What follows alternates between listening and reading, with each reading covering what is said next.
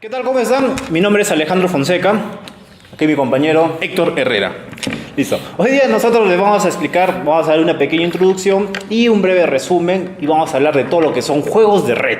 Así es. Un tema súper interesante para que todos los aficionados o incluso aquellas personas que quieran meterse a este nuevo mundo puedan tener en consideración.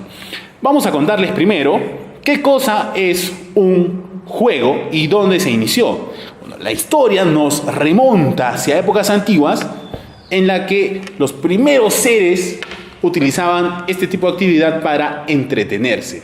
Con el tiempo y gracias a la tecnología, hoy los seres humanos ya no interactúan persona a persona y nuestra visión se fue, no sé dónde. La visión se fue al cacho, se fue al tacho. Bueno, Alejandro, cuéntanos qué cosa es un videojuego. Un videojuego. Nosotros remontándonos un poco a la historia de los videojuegos, así a grosso modo, más o Mickey hablando. Los videojuegos, el primer videojuego se inició con el famoso Pong, que era un juego de tipo tenis de mesa, ping pong, pong. Que era, lo que hacía era, uno maniobraba, dos barritas por cada lado, y una pelotita que iba de un lado para otro. Si es que se salía de este marcador que tú movías, marcaba un score, y así nació el primer juego. Lo más curioso de esto no fue tanto, bueno, muy aparte del juego como juego, fue de que ahí podemos ver la primera interacción con una computadora dedicada a todo lo que era el entretenimiento. Porque antes más que todo las computadoras estaban hechas para fines de trabajo, ya porque eran bastante costosas en ese tiempo, ¿no? Pero, ¿y en qué momento? ¿En qué momento qué?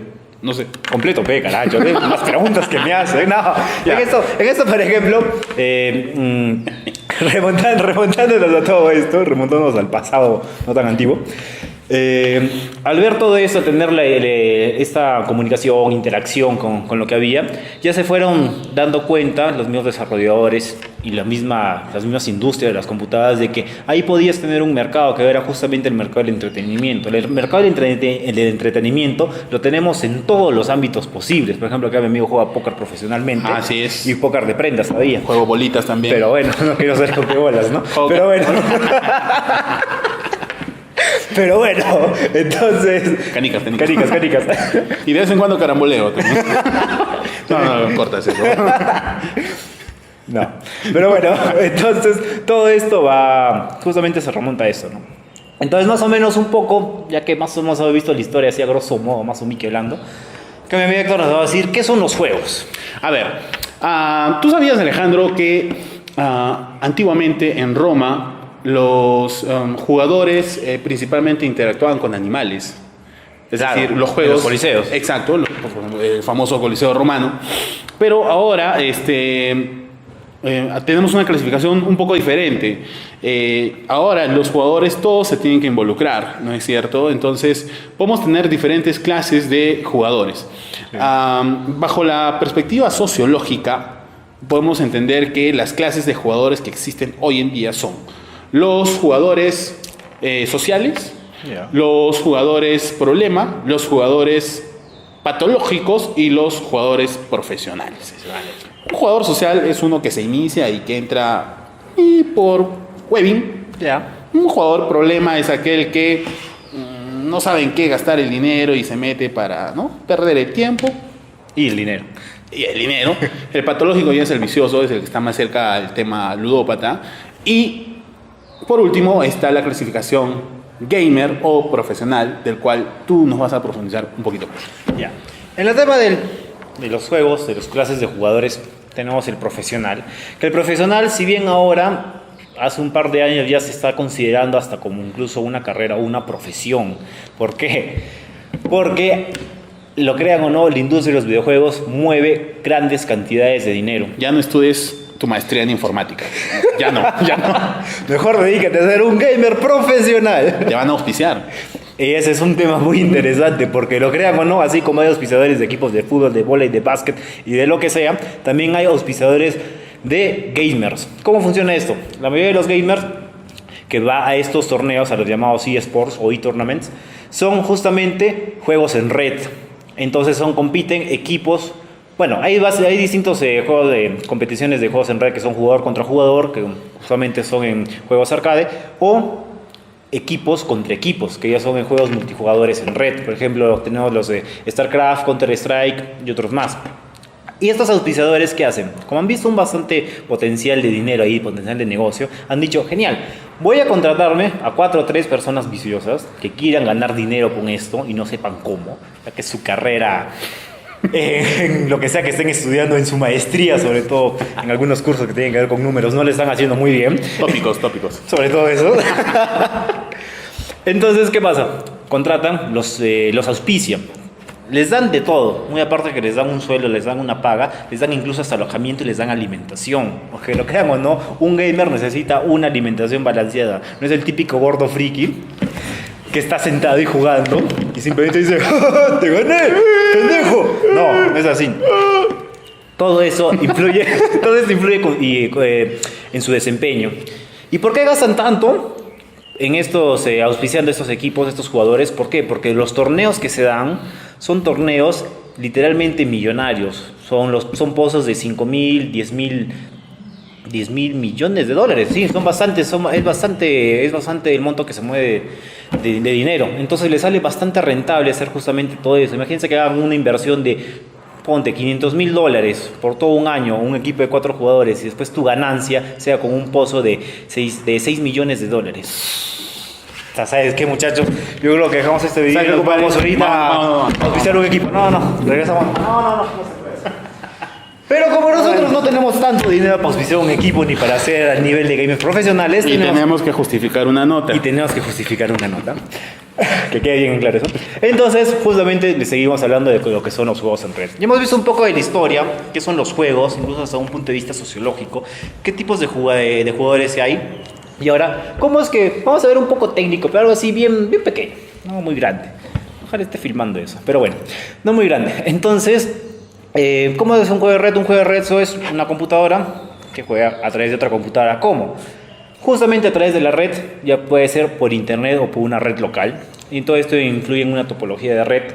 Y con los protocolos de internet o protocolos de transferencia TCP/IP, justamente se hace la conexión.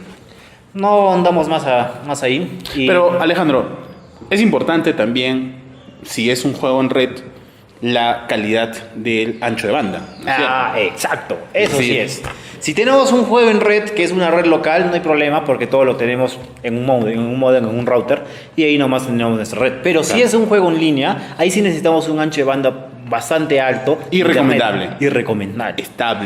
Estable tu operador que me proveyes internet. Nunca. No puedo jugar de manera profesional. Rovistar no, jamás.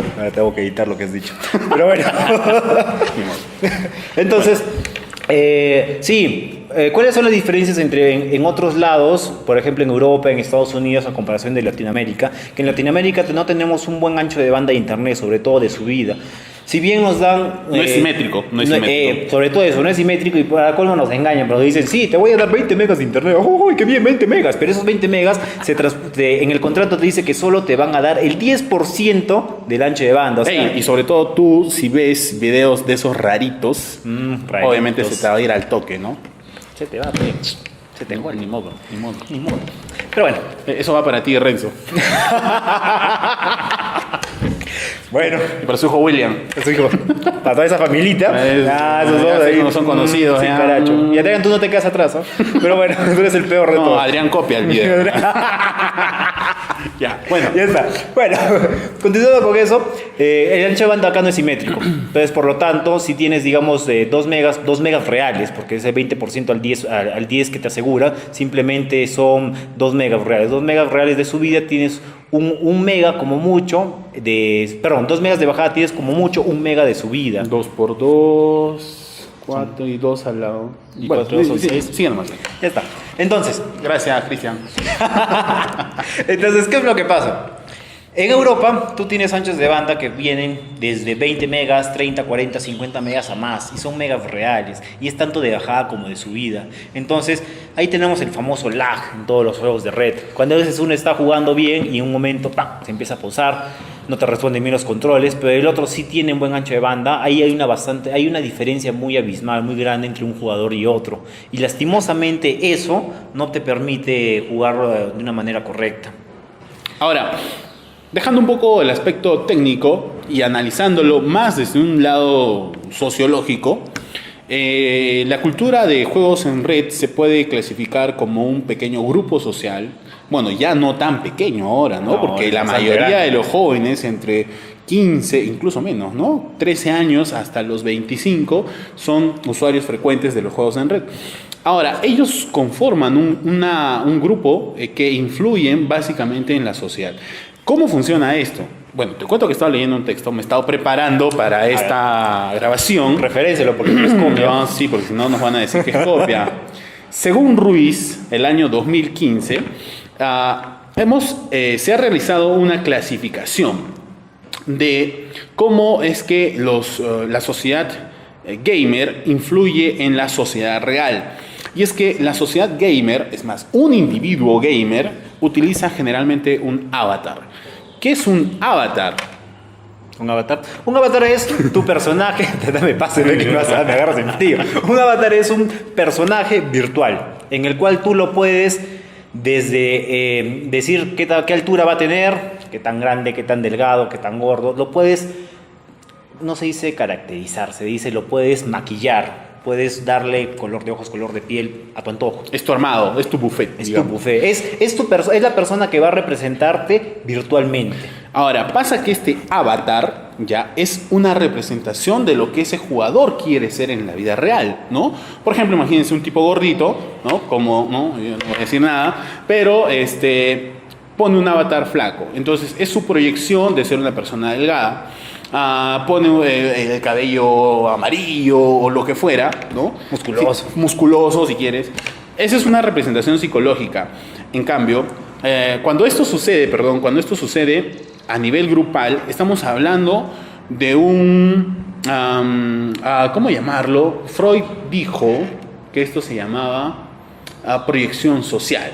Entonces, esas maneras de proyectar en la sociedad el juego refieren básicamente la presión que tiene la sociedad en ese jugador que no deja desplegar sus talentos. Es decir, por ejemplo, si Alejandro en un juego es, por ejemplo, un DPS, ¿no es cierto? Que ya va a explicar después qué cosa es un DPS. Es porque la sociedad no lo deja ser un DPS como tal. Entonces, él hace desarrolla esas estrategias en sus videojuegos. Alejandro, ¿qué es un DPS? Un DPS es lo que se conoce en las clases de roles. En los juegos de roles tienes 3 clases. Tienes el DPS, el healer, el tanque. Bueno, son las 3 principales, porque después tienes muchas subclases, pero esas son las 3 principales que radican. El DPS, que es el damage per second, daño por segundo, es el que se dedica exclusivamente en un juego de rol al ataque. Y como lo dice, el mismo significado de juego de rol es de que cada jugador tiene un rol y cumple un rol en específico. Eso es lo más interesante de todo esto. Por ejemplo, yo soy bastante jugador de todo lo que son RPG, que son roleplay games, y también de los MMORPG, que son los Massive Multiplayer Online Roleplay Game. Estas terminologías. Aparte de eso tenemos los arcade, los shooters, los first shooters, los shooters en tercera persona y N+. Yo solo juego taca-taca. Solo le trae eso. Pero bueno, yéndolo a otro. En los MMORPG lo que tenemos es un comportamiento social, justo como tú has dicho, muy aparte de bien marcado, es ya bien establecido. Uno ya sabe la función que va a tener en un juego de rol. Si es que yo entro como un DPS, yo sé exclusivamente de que voy a ir a atacar. Mi objetivo principal en el juego, cuando estoy en un party, que es un party, un party se le denomina a una serie de grupos, de personas, de jugadores, en un solo grupo. En un grupo. Digamos, un party usualmente son de 3 a 4 personas. Y lo más curioso de esto es que también tienes un raid, que un raid son usualmente 6 o 7 parties. Entonces, ¿qué pasa? En un party, uno ya tiene un rol. Si yo soy un DPS, yo sé de que voy a ir a atacar. Yo no me voy a enfocar en que si el monstruo me va a venir a atacar a mí, no me voy a enfocar si es que yo tengo que, sí tengo que esquivar a veces algunos ataques que hacen los monstruos, ataques de área, pero no me voy a enfocar mucho en eso, no me voy a enfocar, por ejemplo, en mi curación. ¿Por qué? Porque sé que en un party también tengo que tener a un healer, que va a ser exclusivamente el que va a curar, el que va a dar soporte, el que le va a dar apoyo. Y también tengo un tanque, que va a ser atraer todos los golpes de los monstruos o de los otros jugadores justamente hacia él. ¿Por qué? Porque tiene una protección, una defensa bastante alta. Entonces cada uno de ellos ya tiene un rol en particular. Definido. Exacto, definido. Y es lo más interesante, que cada uno ya lo sabe y lo respeta. Entonces, Ahora, sí. eso es básicamente lo mismo que pasa en la guerra, porque en la guerra tienes soldados que atacan, tienes soldados que asisten a los que atacan, ¿no es cierto? Y también tienes soldados que llaman la atención, lo que llamamos carne viva, carne roja o carne de carnaza, ¿no es cierto? Que van a distraer al enemigo. Exacto. Ahora, finalmente estos juegos de estrategia, como lo que tú estás mencionando ahora, desarrollan habilidades que se pueden utilizar en la vida real también. Exacto, es más, incluso hay un estudio científico que dice que las personas que juegan de 2 a 3 horas al día tienden a resolver problemas un 30% más rápido que las otras personas. Germán, Adrián, tienes que volverte gay. Y tienes que jugar más. Ya. Pero no juegues con eso, pero bueno. Entonces, eso es un compartido, eso es justamente las investigaciones que se han estado dando. Usualmente, como te has dicho antes, ¿qué pasaba? La parte de ser gamer, antes, ni siquiera era la palabra, simplemente eres un vicio. ¿Por qué? Porque... No, pito. Vamos a editar esa palabrita, pero bueno. ¿Pero por qué? Porque estaba mal visto. Estaba mal visto justamente de que una persona estaba, digamos, en la computadora frente a frente, hablando hasta incluso con una persona que estaba haciendo tu misma situación, pero en otro lado, con otra computadora igual al frente. Entonces te comunicas por esa manera. Y es mucho donde la sociedad te decía, pero no interactúas con esa persona. Pero no estás interactuando de una manera tradicional, estás interactuando de una manera tecnológica. Y lo creas o no, grandes grupos de amistades se crean justamente de esta forma. Y es muy interesante los juegos de reto. Ahora, no queda solamente ahí, porque también hay investigaciones que demuestran que muchas veces esos jugadores virtuales se llegan a contactar físicamente y generan comunidades también físicas. Entonces, sí se llega a generar una comunidad física a partir de la comunidad virtual. Exacto. Incluso los mismos jugadores que a veces pertenecen a un grupo o a un clan en el juego tienden a tener lazos incluso hasta más no más profundos, suena feo, pero lazos un poco más fuertes. Si es una gamer fuerte, una gamer fuerte, tienes un lazo recontra fuerte. No, tienes lazos de amistad bastante fuertes. Entonces justamente eso es algo paja de los juegos. Yo antes jugaba un juego que era el Ragnarok Online y llegué a tener amistad con un argentino y con una española. Pero buenísima onda. Sí. Entonces justamente de ese tipo de amistades se crea. Es más, ahora jugando un último juego tuve amistad con un brasilero. Y es interesante que mientras va jugando uno va interactuando y se va conversando de las distintas cosas que uno pasa. ¿Ese brasilero no fue el profesor de metodología que vino? No, ese brasilero no. Bueno, esto es todo lo que podemos ir contándoles acerca de los juegos en red.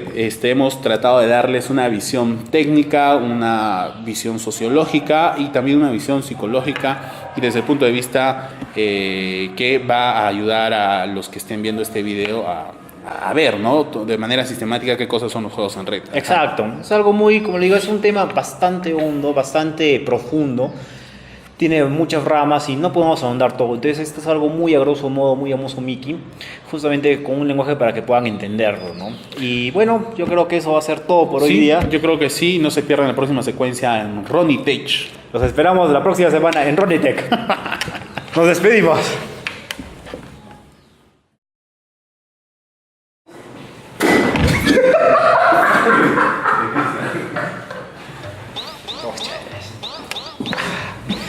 ¿Qué tal? ¿Cómo están? Bienvenidos a Ronitec, el programa humorístico número 1 del Perú.